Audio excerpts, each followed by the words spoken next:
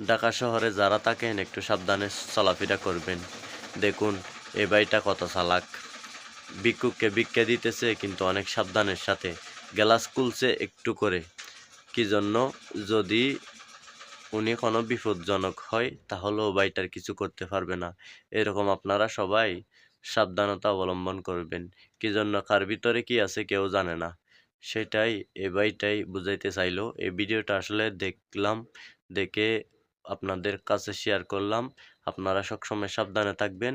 এখন কিন্তু বর্তমানে অনেক রকম চালাকি করে মানুষকে কষ্ট দেওয়ার চেষ্টা করে। ভিক্ষুক সেজে অনেকভাবে মানুষকে হয়রানির শিকার হতে হয়। সেজন্য ভিডিওটা প্রচুর শেয়ার করে সবাইকে দেখার সুযোগ করে দিবেন। আবার আরেকটা কথা বলতেছি, এই ভাইটা যে চোর সেটা না। কার ভিতরে কে আছে কেউ জানে না। সেটাই বুঝাইতে চাইলাম।